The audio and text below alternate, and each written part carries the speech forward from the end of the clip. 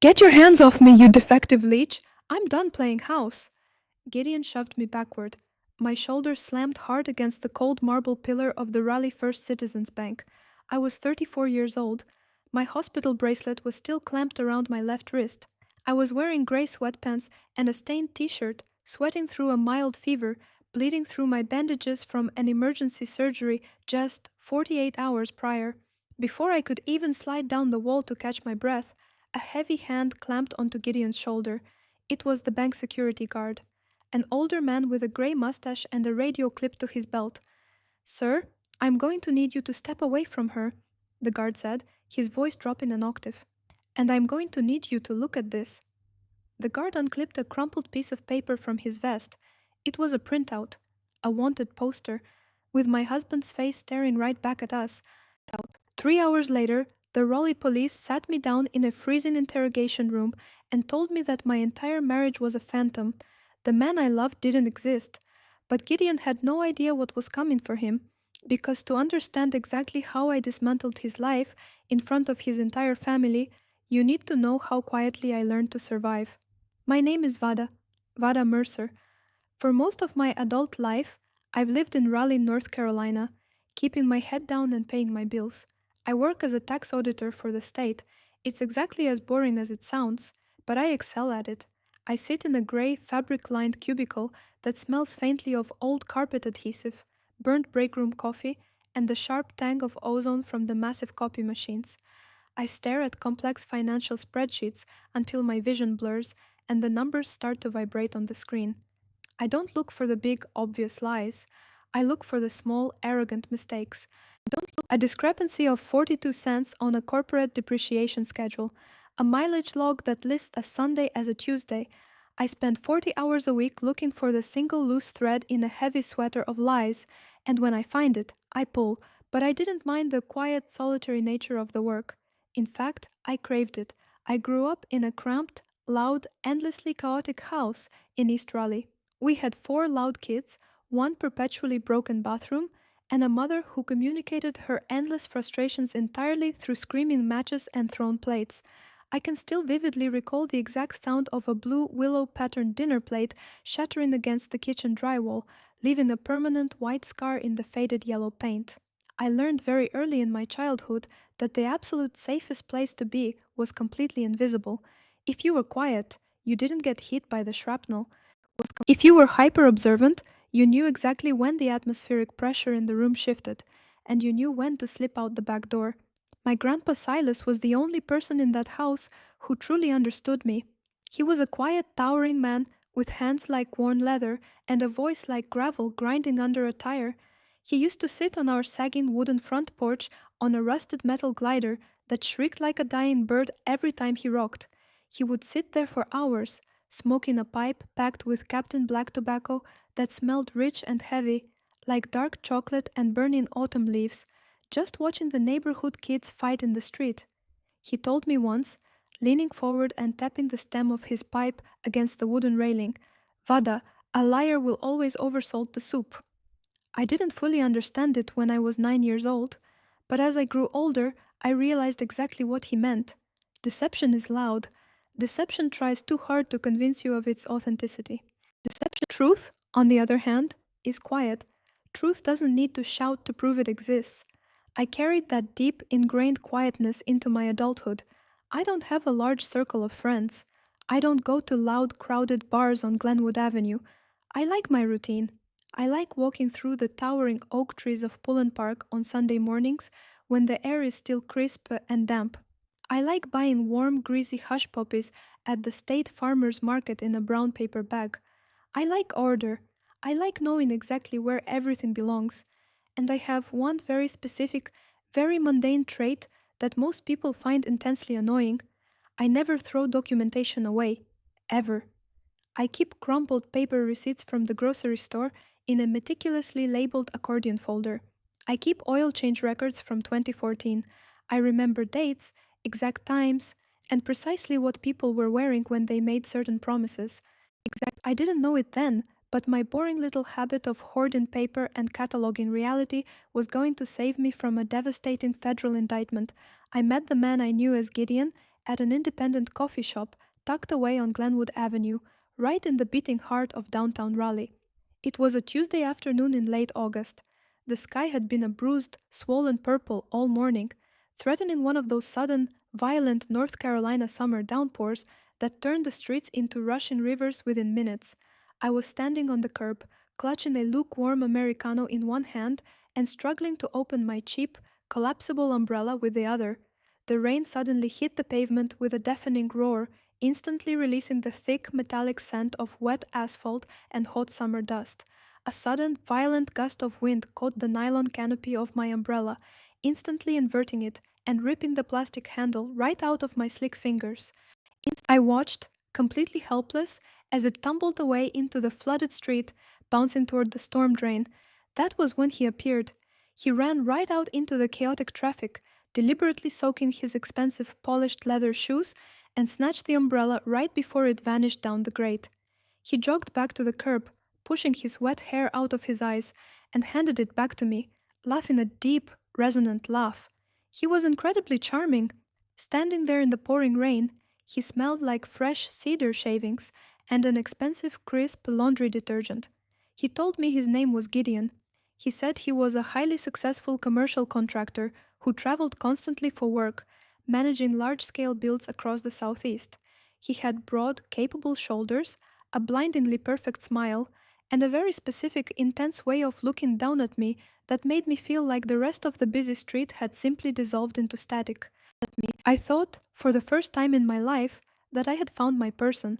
I was so spectacularly wrong. The first year of our relationship was beautiful. God, it was beautiful. It was a masterclass in manufactured perfection. He moved into my small two-bedroom house after only 8 months of dating. He used to leave small neon yellow sticky notes on my bathroom mirror before he left for work. Little, affirming things that completely bypassed my defenses. You're beautiful. Have a great day at work, my love. Can't wait to see you tonight. I kept every single one of those brightly colored notes in a Nike shoebox tucked away under my bed. I found out much later that he bought those sticky notes in massive bulk from a wholesale store. He was writing the exact same affectionate phrases for her. He would cook dinner for me on Tuesday nights. I remember one specific evening in late October. The air outside was biting and cold, smelling faintly of neighbors burning pine straw. Inside, my kitchen was a warm, insulated sanctuary of golden light and intoxicating smells. Gideon was standing at the stove, wearing a thick, charcoal gray wool sweater that made him look impossibly strong. The kitchen smelled of sizzling butter, sharp cracked black pepper, and the bright, acidic tang of freshly squeezed lemons. He was cooking lemon pepper chicken and roasting asparagus. He poured me a heavy glass of Cabernet, the dark liquid catching the amber light of the oven hood. He handed it to me, the glass cool against my palm. His fingers brushed mine, rough, heavy calluses scratching gently against my skin. He leaned down and kissed my forehead, his lips warm and firm. I closed my eyes, breathing in the scent of his cedar cologne mixed with the garlic and rosemary, and listened to the rhythmic, steady thwack-thwack of his wooden spoon against the ceramic bowl. It sounded like a heartbeat. He made me feel incredibly, profoundly safe. He made me feel like the endless screaming chaos of my childhood was finally, permanently over. Looking back with perfect hindsight, the warning signs weren't just red flags fluttering in the breeze. They were a marching band covered in glowing neon paint, playing completely out of tune. I just deliberately chose to close the blinds and lock the windows. The first undeniable sign was the cell phone. We were eating dinner at the Angus Barn, an upscale steakhouse in Raleigh. It was our 1-year anniversary. The restaurant was dimly lit, smelling richly of aged ribeye, roasted garlic, and old wood. We were sitting in a quiet corner booth. I reached across the white linen tablecloth to grab a spare napkin, and the back of my hand merely brushed the edge of his iPhone, which was resting face down near the salt shaker. He snatched the phone off the table so fast and with such violent force that his elbow knocked over his crystal water glass. Ice water spilled completely across the table, soaking into the linen. "Don't touch my stuff!" he snapped. His voice was suddenly completely devoid of warmth. It was cold, clinical, dead. I pulled my hand back as if I had touched a hot stove. utterly stunned by the venom in his tone. I was just getting the napkin, Gideon. He blinked rapidly, his jaw clenching. He rubbed his face with his free hand and forced a tight, artificial smile that didn't reach his eyes. Sorry, baby. Work stress. I have some highly confidential client emails on there, non disclosure agreements. You know how it is. I nodded slowly. I told myself it was nothing, just the pressure of his demanding job, but the sudden ice in his eyes had terrified me. It wasn't nothing. The second sign was the mail. I came home from the tax office one Tuesday afternoon, exhausted from staring at ledgers, and found him standing by the kitchen trash can. He was systematically ripping up three thick white envelopes with my name printed clearly on the front. What are you doing? I asked, dropping my heavy leather purse onto the granite counter. Just junk mail, he said smoothly, not even bothering to look up at me. Pre-approved credit card offers. Scams. You don't need this trash cluttering up the kitchen island. I'm just keeping the place tidy for you. He threw the heavily shredded pieces of paper into the garbage, tied the white plastic bag tightly shut in a knot, and carried it straight out to the garage. At the time, I thought he was just being remarkably neat. I didn't know he was actively intercepting certified bank notices regarding my own mortgage. The third sign was the sudden, vicious, unprompted criticism. It started incredibly small, disguised as helpful honesty. Are you really wearing that yellow sweater to the office? It makes your shoulders look huge, Vada. It's not flattering. Then, over the course of a few months, it escalated into outright contempt. You're getting incredibly lazy, Vada. The house is a complete mess. The floors are filthy. What do you even do all day at that pathetic dead-end desk job? You just push buttons. The true fracture, the exact moment the pane of glass protecting my heart actually cracked down the middle, happened on a freezing Thursday night in November. I was driving home from a grueling late shift at the office. I was driving down Interstate 40. Suddenly, my front right tire blew out with a deafening bang. The steering wheel violently jerked in my hands. It was pitch black outside, raining a miserable, freezing drizzle, and massive semi-trucks were flying past me at 80 miles an hour, shaking my small Honda Civic with terrifying force. I wrestled the vibrating car over to the narrow gravel shoulder, my hands shaking uncontrollably with pure adrenaline, and called Gideon. It rang and rang. Voicemail. I called again, panic rising in my chest. Voicemail. I sat alone in my freezing car for 3 agonizing hours, listening to the sleet pelt the windshield, waiting for a delayed tow truck. When I finally got a ride home at 2 in the morning, my teeth chattering and my clothes damp, Gideon was fast asleep on the living room couch, wrapped in a thick wool blanket. I walked over to him, furious, freezing, and utterly exhausted. Gideon. He didn't move. I reached out and shook his shoulder hard. Gideon, wake up. Why didn't you answer your phone? I was stranded on the side of the highway in the freezing rain. I could have been killed. He slowly opened his eyes, looked up at me with an expression of total, blank indifference, and sighed. I put it on silent. You're incredibly annoying when you panic. I needed to sleep. He casually rolled over, pulled the heavy blanket up to his chin, and went right back to sleep. My stomach dropped into a bottomless gorge. The biting cold of the kitchen tile seemed to seep straight up through my damp socks, chilling my bones. I stood there in the dark living room for a long time, just staring at the back of his head, listening to his steady, peaceful breathing. And that was the night I finally checked his coat pockets while he slept. What I found hidden in the lining of his leather jacket, I still can't say it out loud without my hands shaking. It was a crumpled paper receipt from an upscale jewelry store located in Atlanta, Georgia. It was dated exactly 2 days ago. It was for a diamond tennis bracelet, paid for in cash. I didn't own a diamond tennis bracelet. Over the next 6 agonizing months, the charming, loving man I thought I had married completely vanished, replaced by a cold, calculating monster who lived in my house and slept in my bed. The escalation of his abuse was painfully slow, highly methodical, and specifically designed to make me feel like I was entirely losing my grip on reality. And it started with public disrespect. We were attending a formal dinner party at his Aunt Bernadette's house. Bernadette was a wealthy, sour, deeply judgmental woman who lived in a massive, pristine brick colonial in the wealthy North Hills neighborhood. She never liked me. She thought I was new money, which was utterly hilarious considering I had absolutely no money to my name.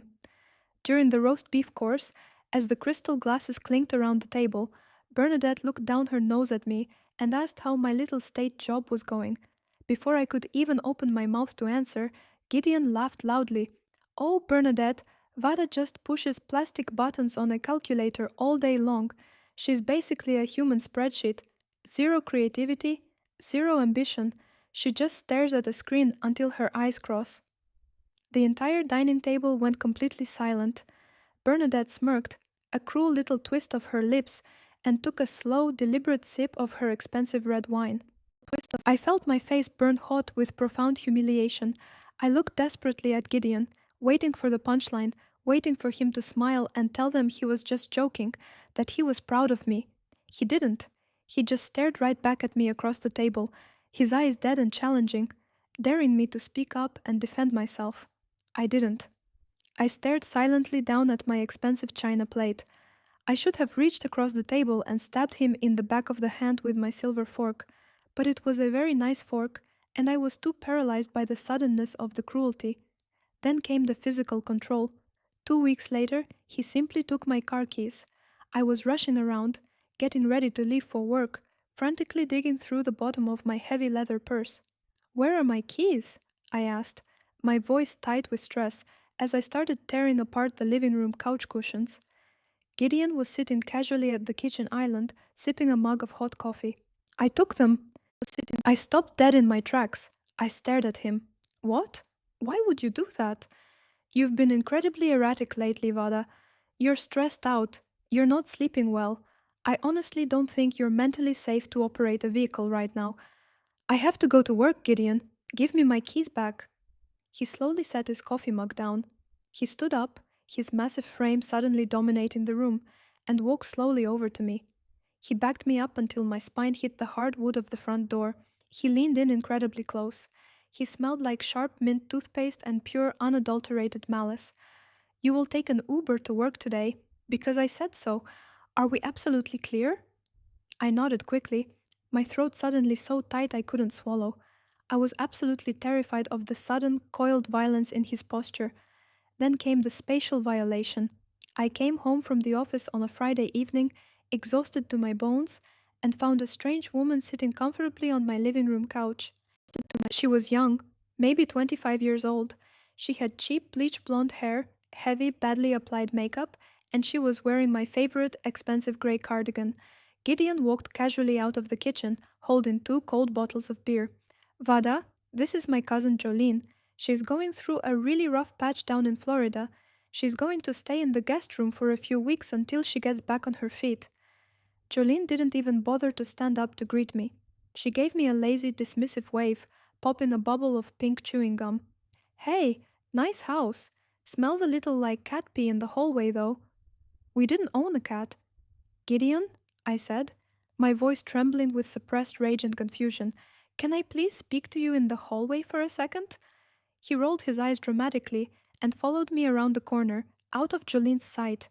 "You can't just move a total stranger into my house without asking me first," I whispered frantically, my hands shaking. "And why in the hell is she wearing my clothes?" Gideon moved with terrifying speed. He grabbed my upper arm, hard. His large fingers dug brutally into my bicep, pressing agonizingly against the bone. "She is my family," he hissed, his face inches from mine, his warm spit hitting my cheek.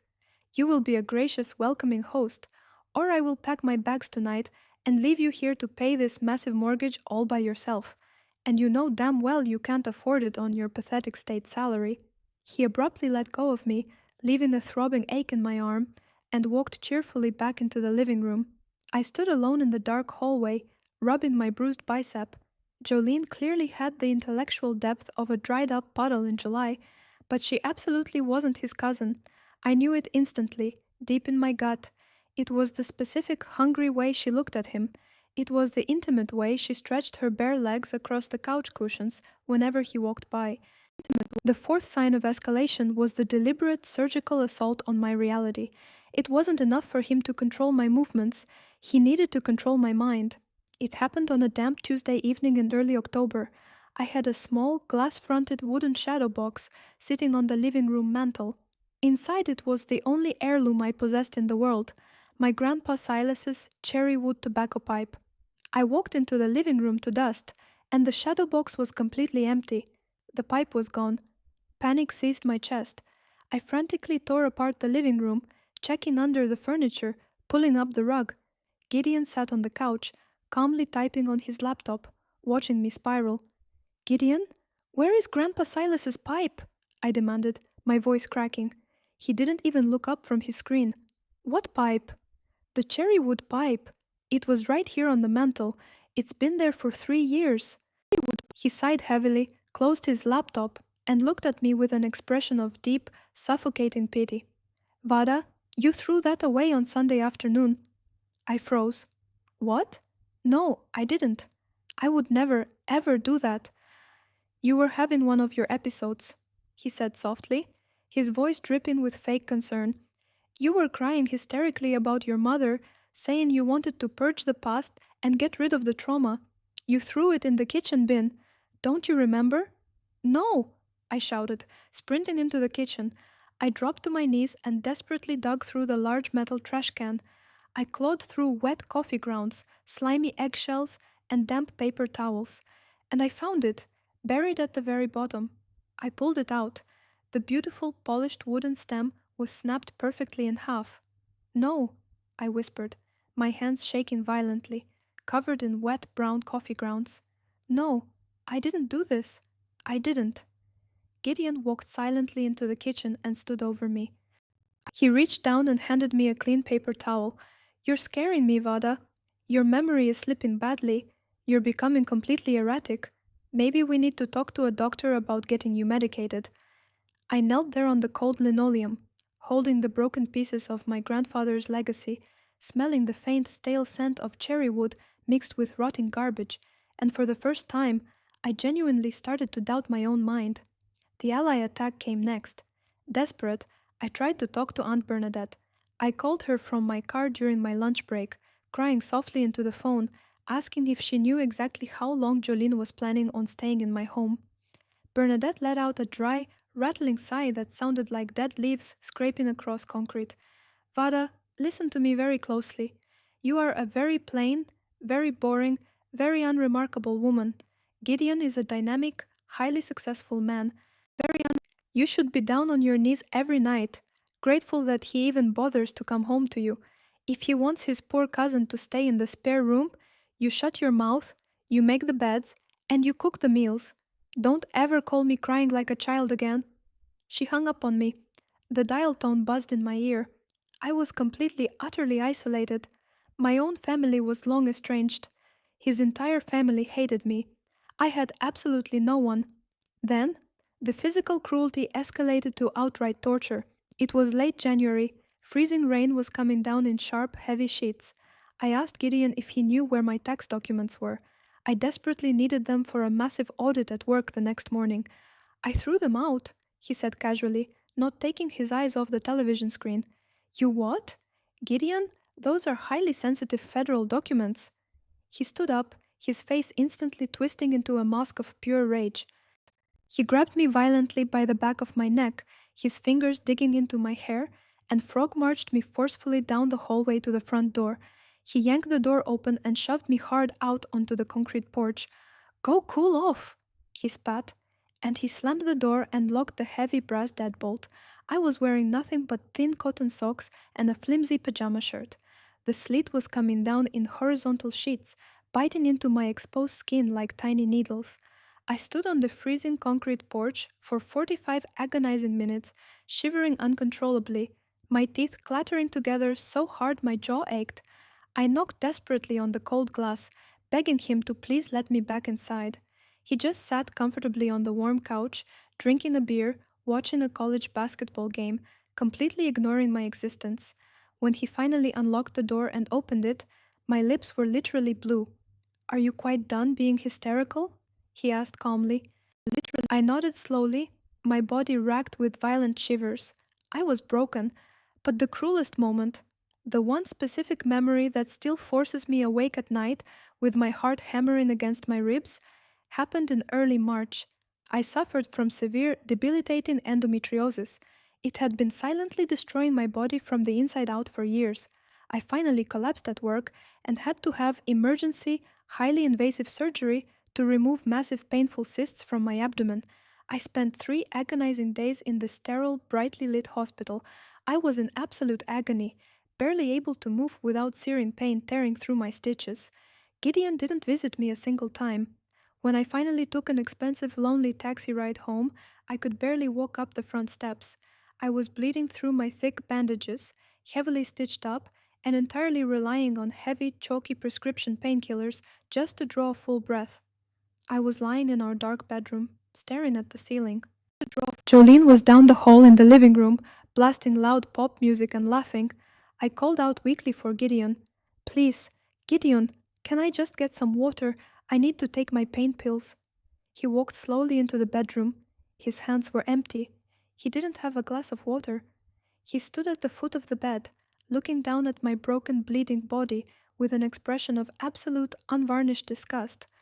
You look absolutely pathetic, he said, his voice flat. Please, Gideon, I rasped, tears of pain leaking from the corners of my eyes. Just a small glass of water. My throat is so dry. He walked over to the wooden nightstand. He picked up my bright orange prescription bottle of heavy painkillers.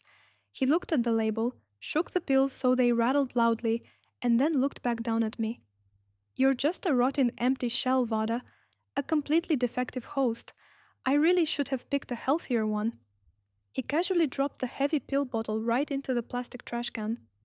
Then he raised his heavy boot and violently kicked the metal IV pole I had brought home from the clinic.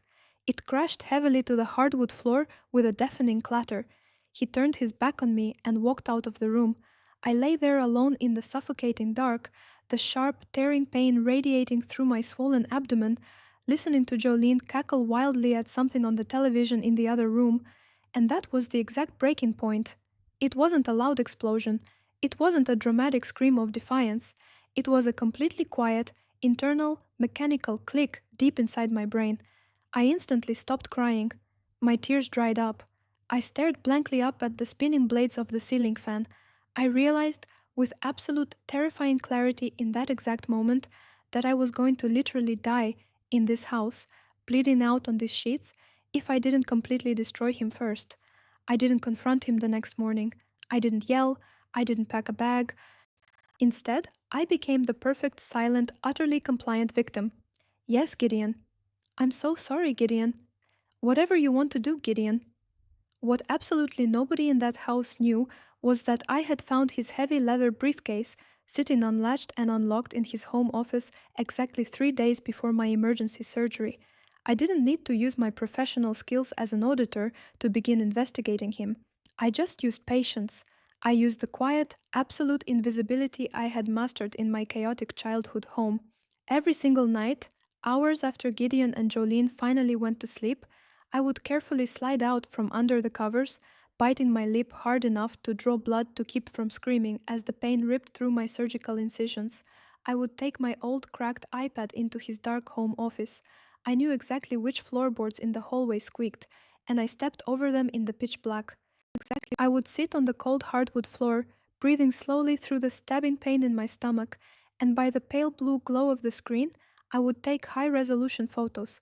I meticulously photographed every single document hidden in his leather briefcase. I photographed his heavily redacted bank statements. I photographed the strange, unfamiliar mail he hid in the locked bottom drawer of his desk, which I picked open with a paperclip. And the absolute truth I uncovered over those 3 agonizing weeks of midnight surveillance was staggering. First, Jolene absolutely wasn't his cousin. Buried in a red folder, I found a certified marriage certificate from a small county courthouse in Georgia. It was dated 2017, exactly 5 full years before he ever bumped into me in the rain on Glenwood Avenue. He was legally married to her. I was the mistress, the unwitting third party, and I didn't even know it. Second, his name wasn't Gideon. His official state-issued birth certificate said Arthur Pendleton. Third, the money. The devastating, life-ruining money. I found a thick loan document tucked inside a plain manila folder. It was a massive home equity line of credit taken out directly against my house for exactly $89,500. He had flawlessly forged my signature on the bottom line, used a highly realistic fake notary stamp to authorize it, and successfully drained the equity from the only valuable asset I owned in the world. I sat alone on the floor of the dark office at 3 a.m., clutching the cold metal of the iPad, staring in horror at the forged loops of my own signature. $89,500. He was actively planning to bankrupt me, leave me completely destitute to default on the mortgage, and simply disappear into the wind with Jolene. But the absolute crowning jewel, the singular piece of undeniable evidence that made my hands shake violently with pure adrenaline, came from Mrs. Gable. Mrs. Gable was my 80-year-old next door neighbor. She despised Gideon with a burning passion because he constantly, arrogantly parked his massive truck on the edge of her pristine Bermuda grass. I baked her a warm batch of chocolate chip cookies, brought them over on a paper plate, and politely asked if I could review her ring camera footage from the exact day of my surgery. "Take the whole tablet, dear," she said, her eyes gleaming with vindictive delight as she sipped her Earl Grey tea. "That husband of yours is a venomous snake." I sat at her kitchen table and scrubbed through hours of mundane footage. And then I saw it. I saw Gideon standing right in the middle of our driveway, pacing back and forth, yelling aggressively into his cell phone. I used a free, high-end audio-enhancing app I downloaded on my phone to isolate his voice and boost the volume over the sound of the wind. "I told you, I'm getting the 89 grand out of her house." Gideon's voice buzzed clearly through the tiny phone speaker, his tone dripping with impatience. "Just hold off the Ohio cops for 2 more damn weeks. As soon as the wire clears the bank, Jolene and I are moving to Mexico. The dumb bitch doesn't suspect a thing. She's too sick and pathetic to even walk to the bathroom." Ohio cops. I spent the next 48 hours making very quiet, very careful phone calls from my car during my lunch breaks. I called the main police department in Columbus, Ohio. I navigated the automated menus until I reached a detective. I gave them the name Arthur Pendleton. The detective on the other end of the line went dead silent. Only the faint crackle of static filled the air. "Ma'am, exactly where are you calling from right now?" he asked, his voice suddenly intensely serious. "Raleigh, North Carolina," I said, my grip tightening on the steering wheel. "Arthur Pendleton is wanted in Ohio, Texas, and Florida for massive wire fraud, identity theft, and severe elder abuse. He's a highly dangerous fugitive. Do you currently have eyes on him?" "He sleeps in my bed every night," I whispered, a cold chill running down my spine. The detective immediately emailed me the official high-resolution wanted poster. I drove straight to the public library and printed it out on a piece of heavy stock paper. I remembered Grandpa Silas's words floating through my mind like a ghost. "A liar will always oversalt the soup." Gideon was getting incredibly cocky. The fraudulent loan was scheduled to clear the bank on a Monday morning, so on Saturday night, he aggressively insisted we attend a massive formal family dinner at Aunt Bernadette's sprawling house. He told me with a sickeningly sweet smile that it was to celebrate my wonderful recovery. I knew exactly what it was. It was the final stage of his gaslighting. He was going to stand up in front of everyone, announce that I was completely mentally unfit, state that he was legally taking over my finances entirely, and he was going to use his wealthy, respectable family as character witnesses to document my tragic mental decline. I calmly packed a thick, heavy leather tote bag. I put on a nice, conservative black dress that hid my bandages. I carefully covered the dark bruises on my arms with heavy foundation makeup. The dinner party was incredibly elaborate. Gleaming crystal glasses, polished silver platters, massive cuts of rare roast beef, and bottles of expensive red wine. Aunt Bernadette sat imperiously at the head of the long, polished mahogany table, dripping in pearls. Gideon sat to her immediate right, looking incredibly handsome in a tailored suit. Jolene was there, wearing a tight cocktail dress that showed off entirely too much cleavage for a conservative family dinner. Gideon's brother, his various cousins, and several wealthy family friends filled out the rest of the heavy wooden chairs. 14 people in total. 14 people who thought I was a pathetic broken joke. I sat quietly at the very far end of the table, sipping a glass of ice water. Halfway through the rich meal, Gideon slowly stood up. He picked up his heavy silver fork and tapped it gently against his crystal wine glass. Clink, clink, clink. Silence fell over the room like a heavy wool blanket. The clatter of sterling silver forks against fine china completely ceased. 14 faces turned toward the head of the table. I watched the candlelight flicker and dance across the crystal wine glasses, casting long warped shadows against the dining room walls. The air in the room suddenly felt incredibly thin, as if the oxygen had been sucked out through the air conditioning vents. My hands were resting lightly in my lap, hidden entirely beneath the thick mahogany table. My palms were completely dry. My pulse, which should have been hammering frantically against my ribs in pure terror, was a slow, steady, rhythmic thud. Thud, thud, thud. I looked at Gideon. He had clearly practiced this exact face in the mirror. I could see the subtle, calculated downturn of his lips, the manufactured softness in his eyes. It was a flawless mask of absolute devastating pity. Family, he started, his deep voice thick with perfectly faked emotion. I brought you all here tonight because we really need to talk about Vada. Bernadette sighed loudly, a dramatic rattling sound, and shook her head in disgust. Jolene smirked openly into her wineglass, her eyes gleaming with malice. As you all know, Vada has been severely struggling, Gideon continued, placing a heavy hand dramatically over his heart. Her mental health has completely deteriorated over the last few months. She's incredibly erratic. She's deeply paranoid. It absolutely breaks my heart to say this, but I've made the incredibly difficult decision to transition her into a full-time private psychiatric facility next week. For her own safety, I will be formally taking over her medical and financial power of attorney tomorrow morning. A low murmur of sympathetic agreements and quiet gasps rippled around the large table. Bernadette looked down the table at me like I was a dying insect on her pristine rug. It's absolutely for the best, Gideon, Bernadette said loudly, her voice dripping with condescension. You've borne this terrible burden long enough. You deserve peace. I sat there, perfectly still. I listened to the low hum of the massive refrigerator in the adjacent kitchen. I felt the rough texture of the linen napkin draped across my knees. Inside my chest, a vast dark ocean of absolute calm was expanding. For an entire year, I had been drowning in his manufactured chaos. I had been freezing on the porch. I had been writhing in pain in the dark.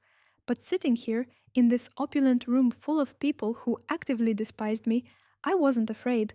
I was the architect of this exact moment. Let them look, I thought, staring right back into Bernadette's cruel eyes. Let them see the plain, boring woman who pushes buttons on a calculator all day. Let them see what happens when the invisible girl decides to stop hiding. I slowly set my water glass down on the table. I pushed my heavy chair back. The wood scraped harshly against the floorboards, a loud grating sound that shattered the silence. I stood up. The dining table went completely, utterly dead silent. Everyone stared at me, their eyes wide, fully expecting a hysterical screaming breakdown, expecting me to throw my plate, cry, and instantly prove Gideon's narrative right. I didn't yell. I didn't shed a single tear. I reached calmly down into my heavy leather tote bag and pulled out a thick stack of bright red manila folders. I felt the rough friction of the thick paper against my fingertips. It felt like absolute power. I walked slowly, deliberately, down the length of the table toward the head. I placed the first heavy red folder directly onto Aunt Bernadette's expensive china plate, dropping it right on top of her rare roast beef. "What on earth is this?" Bernadette snapped, recoiling violently as the folder touched her food. I handed the second red folder to Gideon's bewildered brother. I casually tossed the third one right in front of Jolene, knocking over her salt shaker. "Page 1, I said, my voice cold, steady, and carrying perfectly clearly through the completely silent dining room, is a certified marriage certificate from the state of Georgia. It is dated exactly 5 years ago. It is a legal union between my husband, Arthur Pendleton, and his incredibly lovely cousin, Jolene." Jolene violently choked on her red wine. She started coughing hysterically, spraying wine across the white tablecloth, her face turning a deep, mottled purple as she struggled to breathe. Gideon completely froze. The smug color instantly drained from his handsome face. leaving him looking like a pale wax figure. Veda, stop this right now. Sit down. You're having a severe manic episode. Page 2, I continued loudly, slicing right over his voice and ignoring him completely, is the forged bank loan document where Arthur illegally borrowed exactly $89,500 against my personal house, using a highly illegal fake notary stamp. Bernadette shakily opened her red folder. Her heavily wrinkled eyes scanned the highlighted documents. Her jaw slowly dropped open. She looked up at Gideon, her face twisting in sheer, unadulterated horror. Gideon, what in God's name is this? She whispered, her voice trembling. And page 3, I said, walking slowly around the table until I was standing directly next to Gideon's chair. I reached into my bag and pulled out one final, perfectly flat piece of thick paper. I dropped the printed wanted poster directly onto his lap. Page 3 is absolutely my favorite, I said softly, leaning down so only he could hear the satisfaction in my voice. Gideon looked down at his own smiling face, printed under the bold, massive black letters, "Wanted by FBI, multiple counts of wire fraud." His large hands instantly started to shake uncontrollably. The smug, powerful, terrifying monster who had systematically terrorized me for an entire year suddenly looked exactly like a terrified, cornered little boy. "You absolute bitch!" he hissed, his eyes wide with pure panic, lunging violently out of his chair toward me, his hands reaching for my throat. He didn't make it 2 full steps. The massive, heavy oak front door of Bernadette's pristine house suddenly shattered violently inward with a deafening, explosive crash that sounded like a bomb detonator.